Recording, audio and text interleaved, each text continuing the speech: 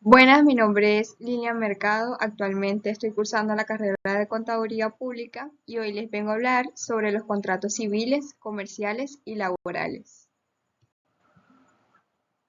Existen varios tipos de contratos civiles, entre ellos está el contrato unilateral, que es cuando una de las partes se obliga para con otra que no contrae obligación alguna, y bilateral, que es cuando las partes contratantes se obligan recíprocamente. Por otra parte, tenemos los contratos gratuito y oneroso. Es gratuito cuando solo tiene por objeto la utilidad de una de las partes, sufriendo la otra el gravamen. Y oneroso cuando tiene por objeto la utilidad de ambos contratantes, gravándose cada uno a beneficio del otro. También están los contratos conmutativos y aleatorios. El contrato oneroso es conmutativo cuando cada una de las partes se obliga a dar o hacer una cosa que se mira como equivalente a lo que la otra parte debe dar o hacer a su vez. Y si el equivalente consiste en una contingencia incierta de ganancia o pérdida, se llama aleatorio. Asimismo, encontramos el contrato principal y accesorio. El contrato es principal cuando subsiste por sí mismo sin necesidad de otra convención, y accesorio cuando tiene por objeto asegurar el cumplimiento de una obligación principal, de manera que no pueda subsistir sin ella. Y por último están los contratos real, solemne y consensual. El contrato es real cuando para que sea perfecto es necesaria la tradición de la cosa a que se refiere. Es solemne cuando está sujeto a la observancia de ciertas formalidades especiales, de manera que sin ellas no produce ningún afecto civil, y es consensual cuando una perfecciona por el solo consentimiento.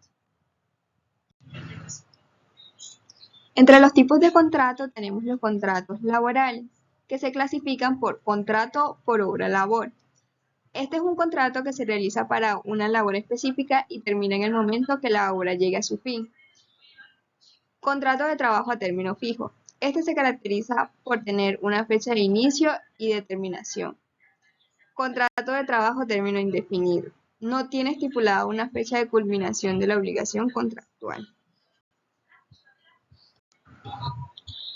También tenemos los contratos de aprendizaje, que son los contratos de la formación teórica práctica en una entidad autorizada, y los contratos de contrato temporal, ocasional o accidental.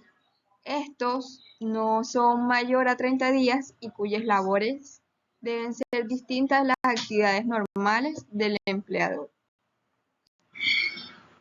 ¿Qué sucede si ocurre un incumplimiento de contrato? Como consecuencia del incumplimiento de un contrato, se pueden presentar dentro del negocio jurídico daños económicos, perjuicios materiales y perjuicios morales, que pueden generar la obligación de indemnizar. El Código Civil colombiano en su artículo 1613 estipula indemnización de perjuicio. La indemnización de perjuicios comprende el daño emergente y lucro cesante, ya provenga de no haberse cumplido la obligación o de haberse cumplido imperfectamente o de haberse retardado el cumplimiento. El daño emergente y el lucro cesante lo estaremos explicando más adelante. Existen unos principios que se aplican a los contratos privados, que rigen la celebración, ejecución y terminación de todo contrato, ya sea civiles o comercial. Entre ellos están el abuso del derecho, la autonomía de la voluntad, la buena fe, la consensualidad, el enriquecimiento sin causa, la costumbre, la imprevisión y la relatividad. Como lo había mencionado anteriormente, existe el daño emergente y el lucro cesante. El daño emergente es el perjuicio o la pérdida que proviene de no haberse cumplido la obligación o de haberse cumplido imperfectamente o de haberse retardado su cumplimiento. El lucro cesante es la ganancia o provecho que deja de reportarse a consecuencia de no haberse cumplido la obligación o cumplido imperfectamente o retardado su cumplimiento. Para esto mencionamos un ejemplo. Hubo un choque de autos entre José y Juan. Juan tuvo la culpa y debe restituir económicamente a José. El carro de José se reporta en pérdida total, el cual vale 50 millones, cuyo monto debe ser pagado por Juan a José para adquirir un nuevo vehículo. Por cada día de trabajo, José ganaba 70.000 pesos diarios trabajando en su carro. Por lo anterior, Juan debe pagar 50 millones de pesos que corresponden al daño emergente y 70.000 pesos por cada día que dejó de trabajar como lucro cesante.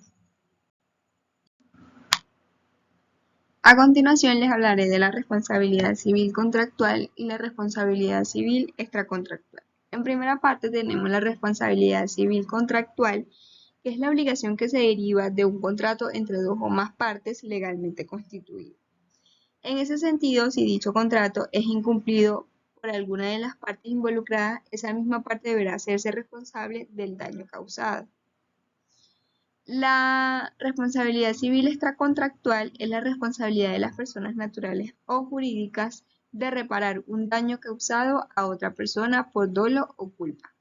El daño se puede producir sin que exista un contrato entre las partes o cuando éste no se estipula dentro de los límites de un contrato.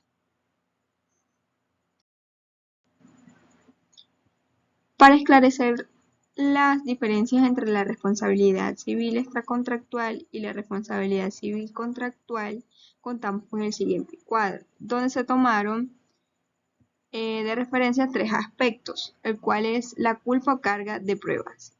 En la parte contractual, si se incumple un contrato, no será necesario presentar pruebas que lo sustenten, pues la culpa se otorga automáticamente a determinada parte por el solo hecho de no cumplir el contrato. Mientras que en la extracontractual sí se debe probar que se ocasionó un daño al tercero correspondiente, ya que está fuera de límites de un contrato. La exoneración de responsabilidad.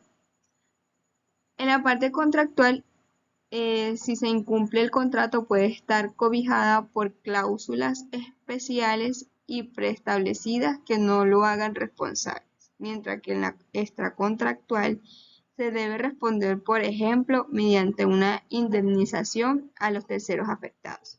Y por último está en las causas. En la parte contractual, si la causa se deriva directamente del incumplimiento del contrato. Y en la extracontractual, el motivo se puede generar de un tercero, un caso fortuito o una fuerza mayor, es decir, las razones externas y particulares.